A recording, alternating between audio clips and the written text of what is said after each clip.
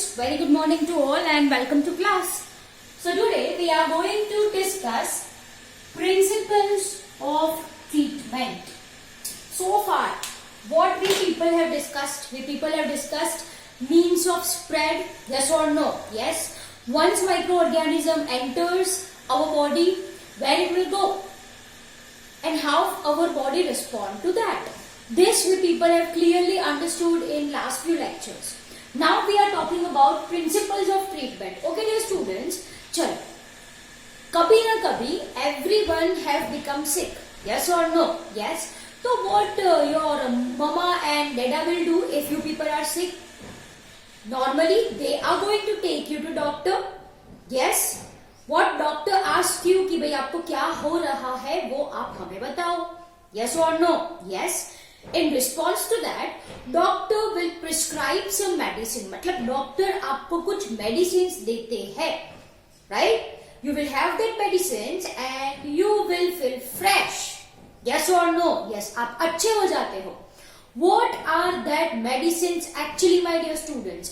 कभी कभी मम्मा पापा आपको ये बोलते होंगे कि भाई थोड़ी देर आराम कर लो, थोड़ी देर सो जाओ, it will go. Yes or no? Yes. आराम करो, आराम से भी कुछ डिजीज होते हैं जो क्योर होते हैं.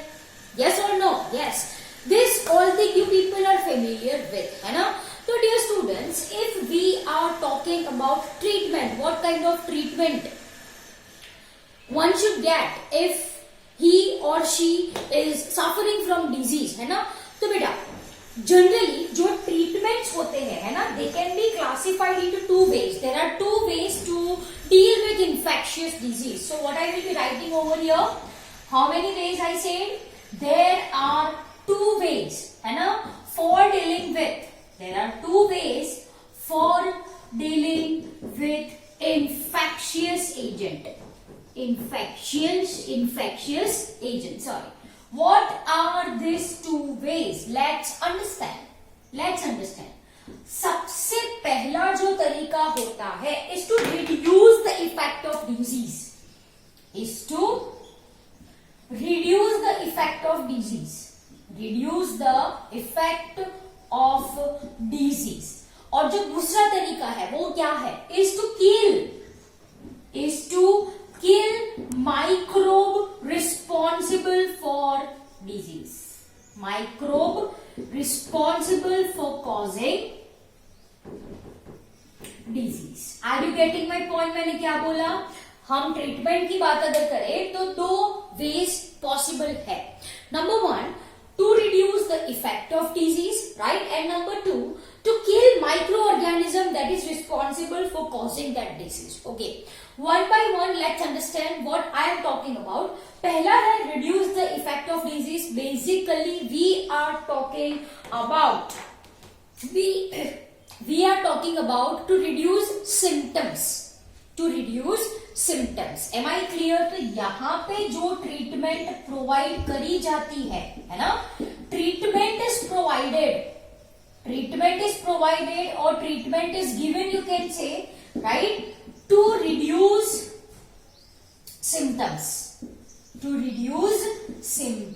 Are you people getting my point? और ये सिम्टम्स किस वजह से होते हैं? The symptoms is due to inflammation, है ना. symptoms आपकी बॉडी कब शो करती है? in response to inflammation. अब inflammation क्या है ये तो हमने अच्छे से पढ़ा है. the recruitment process of our immune system. Recruitment process in the sense what? Our immune system recruits certain cells to fight against microorganism. This is what I mean by inflammation. To this our body will show symptoms. Say for example, ज्यादातर क्या होता है? Fever, है ना, fever. फिर क्या होता है? पेन होता है. फिर क्या होती है? स्वेलिंग होती है. यस और नो? यस. इन सारे सिम्टम्स को ट्रीट करने के लिए मेडिसिन आर गिवन. यस और no? Yes. So what are given? Basically medicines are given to reduce fever, to reduce pain, or to reduce swelling. Are you getting my point or not? Yes. Sometimes it is suggested to take bed rest. क्यों आराम करना चाहिए? क्योंकि यहां वहां energy आप loss ना करो. Are you people getting my point?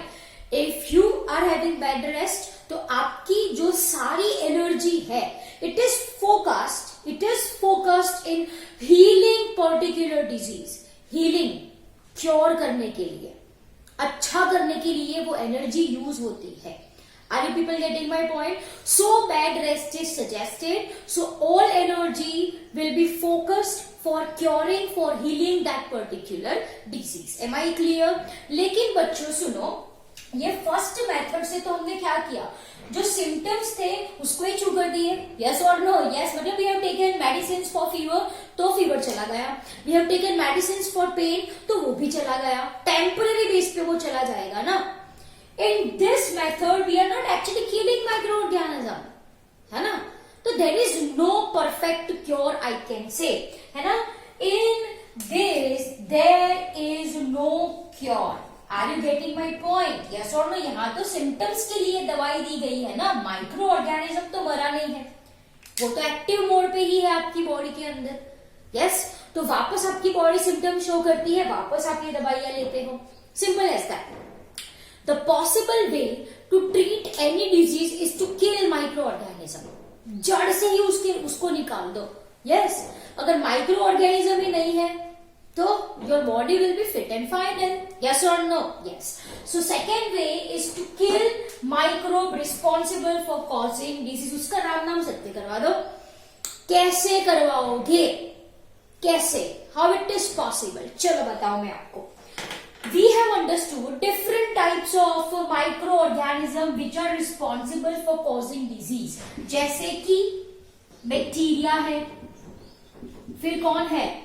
Fungi. Yes. फिर कौन हुआ? वायरस. और एक कौन हुआ? प्रोटोजोआ. यस और नो? यस. तो बच्चों, these are the different groups of organisms which are responsible for causing disease. ये अलग अलग ग्रुप है. बैक्टीरिया एक ग्रुप है, फंगाई एक ग्रुप है, वायरस एक ग्रुप है, प्रोटोजोआ एक ग्रुप है जो डिजीज कॉजेटिव एजेंट्स है. They are responsible for causing disease. Yes or no? Yes. Okay. Now, if we are talking about ये सारे माइक्रो ऑर्गेनिज्म ही है भाई. Yes or no? Yes.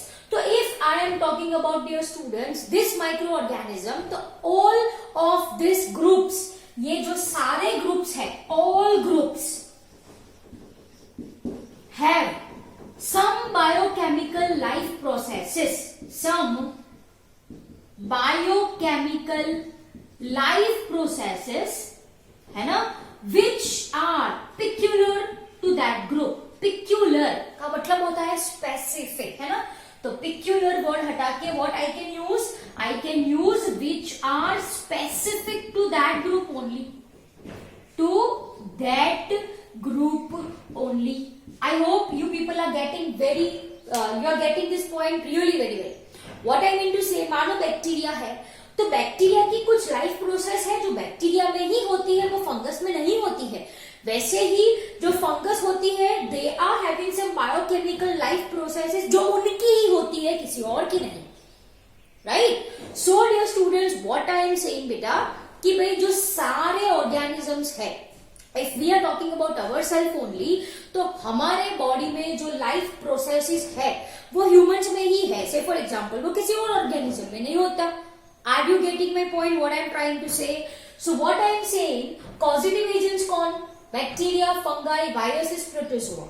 All groups have some biochemical life processes which are specific to that group. Underline, which are specific to that group only. Say for example, this processes, ये processes क्या हो सकती है? This processes may be pathways for formation of new substances.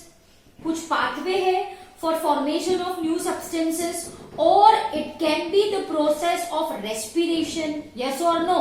अगर ये process आपको मालूम चले और आप इस चीज को ही ब्लॉक कर दो तो there will be no formation of new microbes. Are you people getting my point? Yes or no? Yes, है ना. तो बेटा हमने क्या फाइंड करी है? Drugs in the sense I am talking about medicines. What I am talking about? I am talking about medicines. Am I clear? So what we have found? We have found drug that blocks bacterial synthesis. जो क्या block करती है? They blocks bacterial synthesis. It blocks bacterial synthesis pathway. Say for example, bacterial synthesis pathway. Am I clear? I hope it is very much clear to you people. है ना? Bacterial synthesis pathway को block करने वाली drugs हमने find out की है which do not affect our body. Which do not affect our body. It is specific for that bacteria only. Am I clear? Look, what I said. ये सारे organisms हैं. ये सारे ऑर्गेनिजम्स की कुछ स्पेसिफिक लाइफ प्रोसेसेस होती है. अगर ये लाइफ प्रोसेसेस को हम फाइंड कर ले, उसको ब्लॉक कैसे किया जाता है ये मैकेनिज्म स्टडी कर ले, right? So we can kill micro organism. अगर पाथवे ही ब्लॉक कर दिया है which is very much essential for survival of this organism, वो पाथवे को ही हम ब्लॉक करते हैं, है ना? तो न्यू ऑर्गेनिज्म प्रोड्यूस नहीं हो सकते.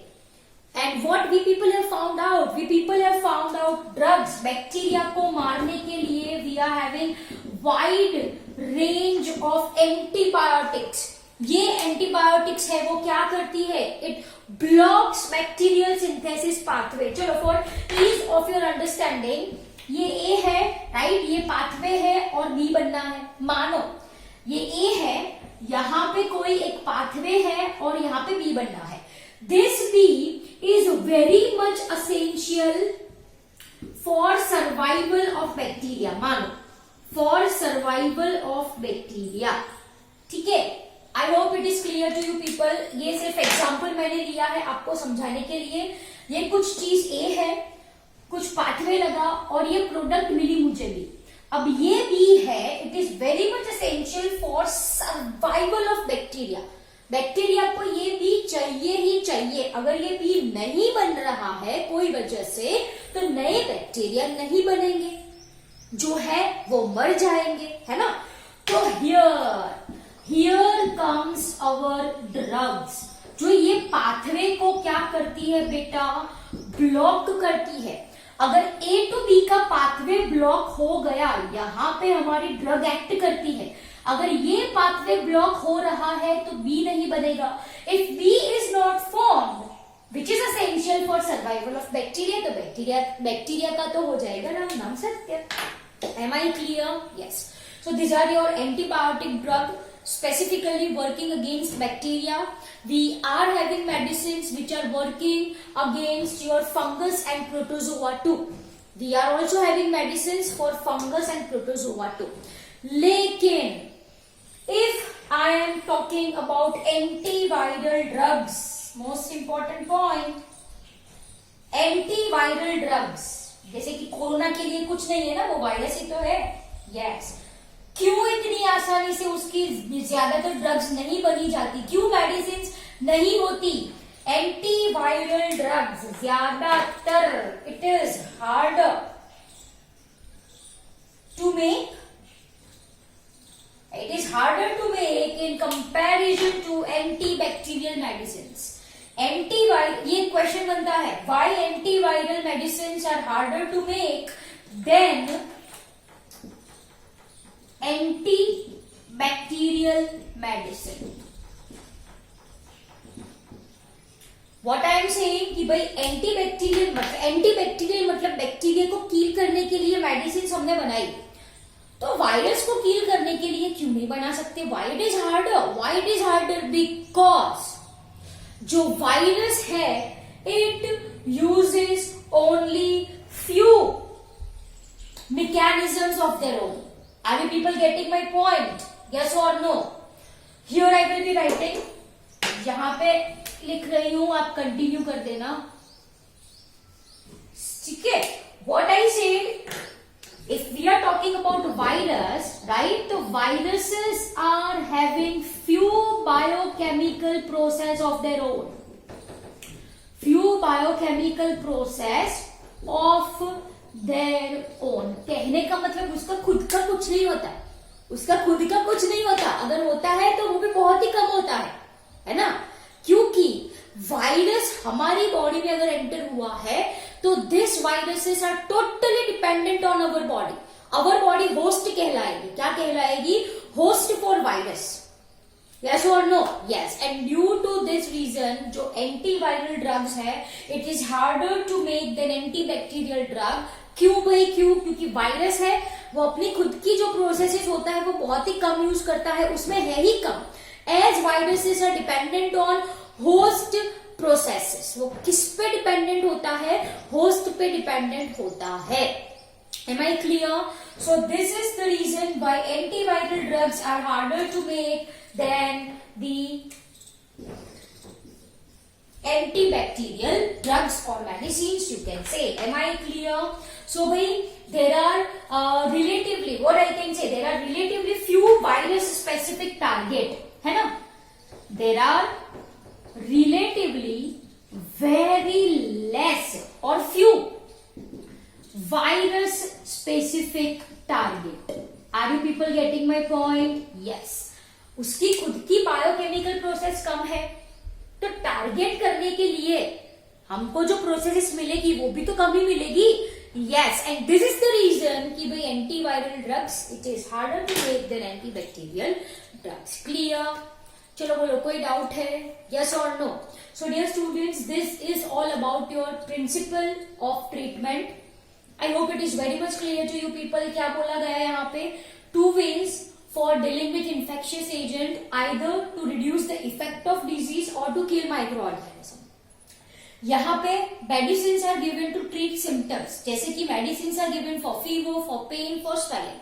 Sometimes bed rest is taken. What is the reason for the same? क्योंकि entire energy will be focused in curing that particular disease. By this method, we can get temporary relief, but microorganism is not killed. So another method is to kill microorganism. Okay, microorganism belongs to different groups like bacteria, fungi, viruses, and protozoa. We know this thing. Each and every organism have different biochemical processes for survival. अगर ये biochemical processes ढूंढ ली जाए, उसको block करी जाए, तो we can kill that particular microorganism. Say for example we are having wide range of antibiotics which work against bacteria. Similarly, we are having medicines for fungus and protozoa too. But antiviral drugs, the medicines which works against virus are very few. What is the reason for the same? As I said कि जो virus है it is having few biochemical processes जो अपनी खुद की use करता है. एक बार वायरस अंदर चला गया ना आपकी बॉडी के अंदर, तो वो ज्यादातर मैक्सिमम किसकी मशीनरी यूज करता है? होस्ट की मशीनरी यूज करता है, अपनी खुद की मशीनरी यूज नहीं करता है. Are you people getting my point? So there are only few virus specific target to aim. किसको ब्लॉक किया जाए? वो अपनी खुद की तो कुछ यूज नहीं कर रहा है, होस्ट की यूज कर रहा है, तो टारगेट किसको करे? होस्ट को तो कर नहीं सकते, होस्ट की मैकेनिज्म को तो टारगेट कर नहीं सकते ना. If we want to kill virus तो वायरस की मैकेनिज्म को टारगेट करना है. लेकिन मैंने बोला वायरस तो किस पे डिपेंडेंट है? होस्ट पे डिपेंडेंट है, वो अपनी तो खुद कुछ यूज नहीं कर रहा है. I hope it is clear to you people, right? So this is the reason why antiviral drugs are less, or it is very harder to make than antibacterial drugs. Clear? Over to you. Note down the same in your notebooks and read NCERT book line to line. Chalo, bye everyone.